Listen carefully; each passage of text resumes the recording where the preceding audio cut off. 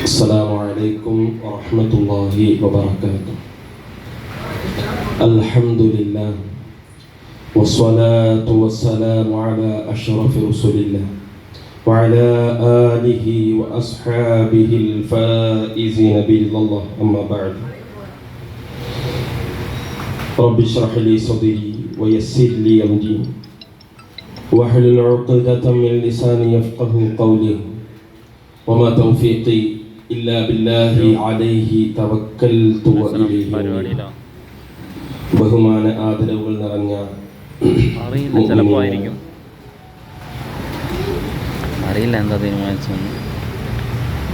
ആമുഖ പ്രഭാഷണം എന്ന പേരിൽ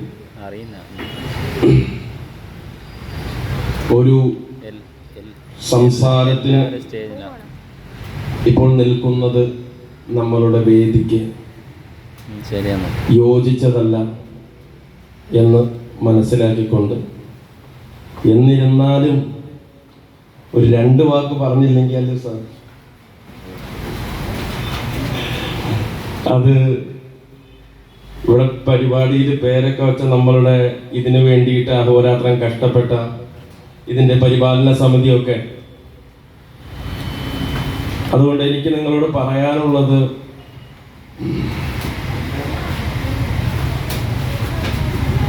ആരും നമ്മളുടെ ഈ പരിപാടി കഴിയുന്നത് വരെ ഇവിടെ നിന്ന് എഴുന്നേറ്റ് പോകാതിരിക്കുക എന്നുള്ളതാണ് ഈ സദസ്സിനോട് നമുക്ക് ചെയ്യാനുള്ള ഒരു നീതി. വളരെ പ്രൗഢഗംഭീരമായ നിലയിൽ ഈ പരിപാടി നടത്തുന്നതിന് വേണ്ടിയിട്ട് ഈ മസ്ജിദ് അമാനുമായി ബന്ധപ്പെട്ട ആളുകൾ പ്രവർത്തിച്ചിട്ടുണ്ട്. അങ്ങനെ അതിൻ്റെ നിർവഹണത്തിനും അതിൻ്റെ സമർപ്പണത്തിനും എല്ലാം വേണ്ടി ഇവിടെ ബഹുമാനപ്പെട്ട ഉസ്താദ് ഉൾപ്പെടെ എല്ലാവരും എത്തിച്ചേർന്നിരിക്കുന്ന ഒരു വേദിയാണ്. ഇന്ന് കാലഘട്ടം പലതരത്തിലുള്ള വെല്ലുവിളികൾ നേരിട്ട് കൊണ്ടിരിക്കുന്ന ഒരു സമൂഹത്തിൽ നാം ജീവിക്കുമ്പോൾ പരിശുദ്ധമായ ഇസ്ലാമിനെ, ആ ഇസ്ലാമിൻ്റെ വിധിവിലക്കുകളെ, നിയമങ്ങളെ പരിപൂർണമായി അംഗീകരിച്ചുകൊണ്ട് ഒരു പരിശുദ്ധമായൊരു ജീവിതം നയിക്കുക എന്നുള്ളതാണ് നമ്മളെ സംബന്ധിച്ചിടത്തോളം അല്ലാഹു സുബ്ഹാനഹു വ തആല നമ്മളോട് ആവശ്യപ്പെട്ടിട്ടുള്ളത്. വൽതകും മിൻകും ഉമ്മത്തുൻ യദ്ഊന ഇലൽ ഖൈർ വയഅ്മുറൂന ബിൽ മഅറൂഫ് വയൻഹൗന അനിൽ മുൻകർ. നിങ്ങളിൽ നിന്നൊരു സമൂഹം ഉണ്ടായിത്തീരേണ്ടതുണ്ട്. നിങ്ങളിൽ നിന്നൊരു സമൂഹം ഉണ്ടാകട്ടെ, നന്മ കൽപ്പിക്കുന്ന, തിന്മ തടയുന്ന ഒരു കൂട്ടം ആളുകൾ നിങ്ങളിൽ നിന്ന് ഉണ്ടാകണം എന്ന് അല്ലാഹു സുബ്ഹാനഹു വ തആല നമ്മളോട് കൽപ്പിക്കുമ്പോൾ മസ്ജിദുൽ അമാൻ പല നിലയിൽ മാതൃകകൾ നമുക്ക് നൽകുന്നുണ്ട്. നമ്മളുടെ ഈരാറ്റുപേട്ടയ്ക്ക് മസ്ജിദുൽ അമാൻ പല വിധത്തിലുള്ള മാതൃകകൾ നൽകുന്നുണ്ട്.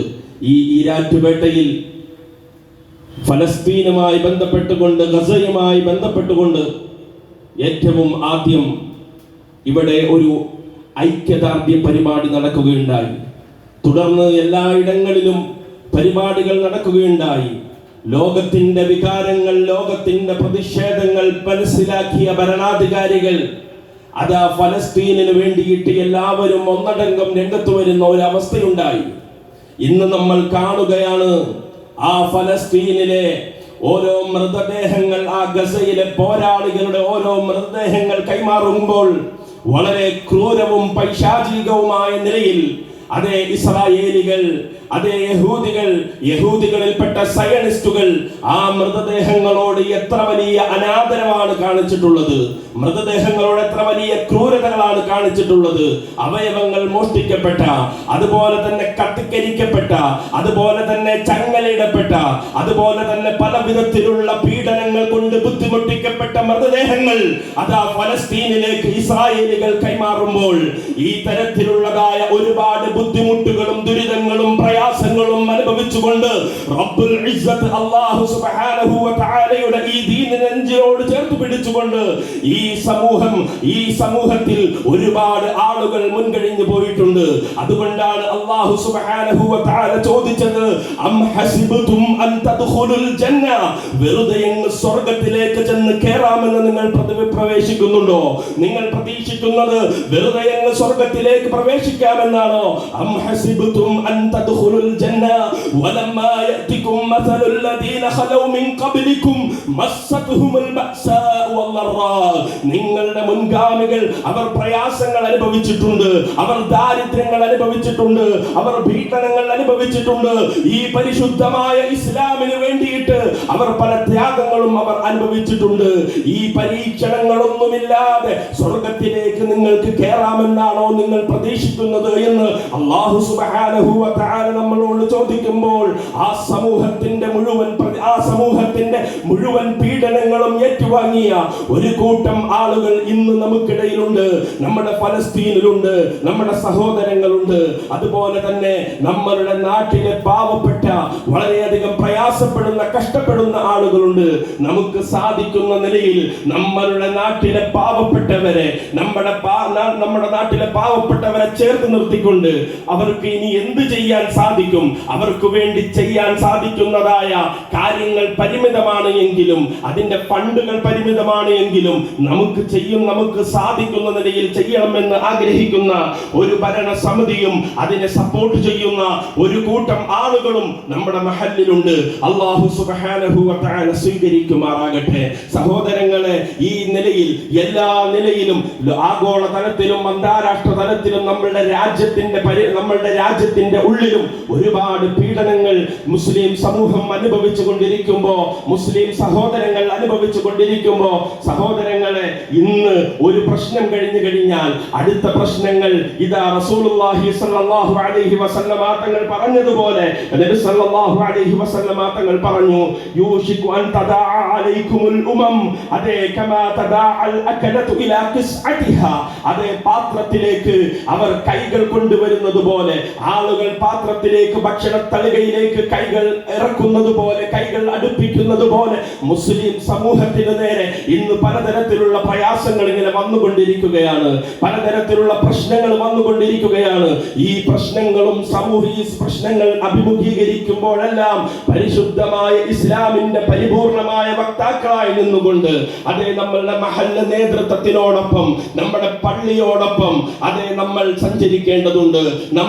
നമ്മളുടെ വീടുകളെ അള്ളാഹുവിന്റെ പരിശുദ്ധമായ ദീനനുസരിച്ച് ജീവിക്കുന്ന വീടുകളാക്കി മാറ്റേണ്ടതുണ്ട്.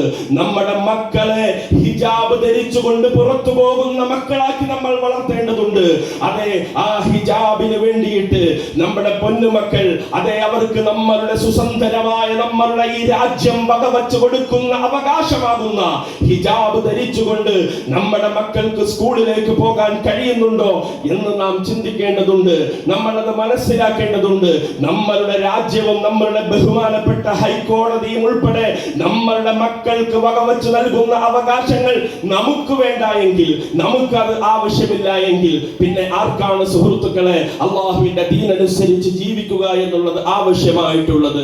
ഇന്നലെ ഒരു വാർത്തയിൽ കാണാം, ഒരു തട്ടമിട്ട പെണ്ണ്, ആ പെണ്ണിന്റെ പേരിന്റെ അർത്ഥം തന്നെ പാതിവൃത്യമുള്ളവൾ, പരിശുദ്ധയായവൾ, അഫീഫ എന്ന പേരിട്ടുകൊണ്ട് ആ പെണ്ണ്, അതെ, അമൽ എന്ന് പറയുന്ന ഒരു ചെറുക്കന്റെ ഒപ്പം അവൾ ഇറങ്ങിപ്പോയി. തട്ടമിട്ടുകൊണ്ടാണ്. ഇന്നത്തെ സമൂഹത്തിനൊരു ധാരണയുണ്ട്, ഇന്നത്തെ മക്കൾക്കൊരു ധാരണയുണ്ട്, അവൻ കാഫിറാണ് എങ്കിലും ഞാൻ എന്റെ മതത്തിൽ നിന്ന് ഞാൻ പുറത്തേക്ക് പോകുന്നില്ല, ഞാൻ മുസ്ലിമായിട്ടാണ് ഞാൻ ജീവിക്കുന്നത്, ഞാൻ ഹിജാബിട്ടുകൊണ്ടാണ് ഞാൻ നടക്കുന്നത്, അതുകൊണ്ട് ഞാൻ എന്റെ മതത്തിൽ നിന്ന് പുറത്തു പോകാത്ത നിലയിൽ കാഫിറായ ഒരു വ്യക്തിയെ വിവാഹം കഴിച്ചാലും കുഴപ്പമില്ല എന്ന അബദ്ധജടിലമായ വലിയ തെറ്റിദ്ധാരണ നിലനിൽക്കുന്നുണ്ട്.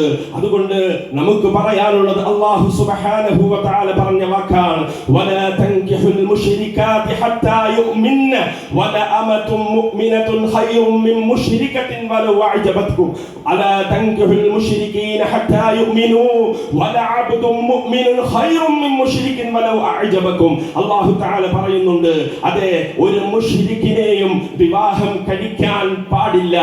അവർ ഹത്താ യുഅ്മിന, അവർ വിശ്വാസികളാകുന്നത് വരെ, അവർ ഇസ്ലാം സ്വീകരിക്കുന്നത് വരെ ഒരിക്കലും ഒരു കാഫിറിനെയും വിവാഹം കഴിക്കാൻ പാടില്ല. പക്ഷേ നമ്മുടെ പെൺകുട്ടികൾ ധരിച്ചുപോയി, നമ്മുടെ പെൺകുട്ടികൾ ധരിച്ചു വച്ചിരിക്കുന്നത് അവർക്ക് മദ്രസ വിദ്യാഭ്യാസം ഇല്ലാത്തത് കൊണ്ട്, അവർക്ക് ദീനിയായ ക്ലാസുകൾ ലഭിക്കാത്തത് കൊണ്ട് അവർ കരുതുന്നു, അതെ, നമ്മൾ മുസ്ലിമായി ജീവിച്ചാൽ മതി, നമ്മൾ നമ്മുടെ തലത്തട്ടം ഒഴിവാക്കാതിരുന്നാൽ മതി, നമ്മൾ പുറമെ മുസ്ലിമായി ജീവിച്ചാൽ മതി എന്നൊക്കെയുള്ള അബദ്ധമായ ധാരണ നമ്മുടെ സമൂഹത്തിനുണ്ട്, നമ്മുടെ നാടിനുണ്ട്. അതുകൊണ്ട് സഹോദരങ്ങളെ, നമ്മുടെ മക്കൾക്ക് ദീനിയായ വിദ്യാഭ്യാസം നൽകുക എന്നുള്ളതാണ്. മക്കളെ അല്ലാഹുവിന്റെ ദീനിന്റെ ദഅവത്തിന്റെ മാർഗത്തിലേക്ക് നമ്മൾ കൈപിടിച്ച് നടത്തുക എന്നുള്ളതാണ്. മക്കൾക്ക് തർബിയത്തും തസ്കിയത്തും നൽകുക എന്നുള്ളതാണ്. ഈ വെല്ലുവിളികൾ നിറഞ്ഞ ഈ കാലഘട്ടത്തിൽ നമുക്ക് പരിശുദ്ധമായ ഈ ദീനുൽ ഇസ്ലാം അനുസരിച്ച് ജീവിക്കുവാൻ നമ്മൾ ചെയ്യേണ്ടത് എന്ന് ഓർമ്മപ്പെടുത്തിക്കൊണ്ട് ഇൻഷാ അല്ലാഹ് അല്ലാഹു സുബ്ഹാനഹു വ തആല നമ്മുടെ ഈ ഒരുമിച്ച് കൂടലിനെ കബൂൽ ചെയ്ത് അനുഗ്രഹിക്കുമാറാകട്ടെ. നമുക്ക് വേണ്ടി ഈ സദസ്സിലേക്ക് എത്തിച്ചേർന്നിട്ടുള്ള ബഹുവന്ദരായ ഉസ്താദ് അല്ലാഹു സുബ്ഹാനഹു വ തആല ദീർഘായുസ്സും ആഫിയത്തും ഇസ്സത്തും നൽകി അനുഗ്രഹിക്കുമാറാകട്ടെ.